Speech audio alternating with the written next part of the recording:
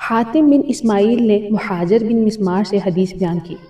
انہوں نے عامر بن سعد بن ابی وقاص سے روایت کی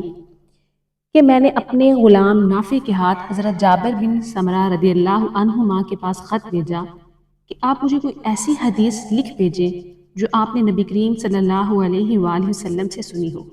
انہوں نے مجھے لکھ بھیجا کہ اس جمعہ کے دن جس کی شام کو حضرت معاذ اسلمی رضی اللہ عنہ کو رجم کیا گیا، میں نے رسول اللہ صلی اللہ علیہ وآلہ وسلم سے سنا، آپ نے فرمایا قیامت کے دن تک یہ دین قائم رہے گا یا جب تک مسلمانوں پر 12 خلفاء حکومت کریں گے جو سب کے سب قریش میں سے ہوں گے، اور میں نے آپ کو یہ فرماتے ہوئے سنا مسلمانوں کی ایک چھوٹی سی جماعت کسریٰ یا آل کسریٰ کا سفید محل فتح کرے گی، اور میں نے آپ کو یہ فرماتے ہوئے سنا قیامت کے قریب کچھ عذاب ظاہر ہوں گے، ان سے بچنا، اور میں نے آپ کو یہ فرماتے ہوئے سنا جب اللہ تعالیٰ کسی کو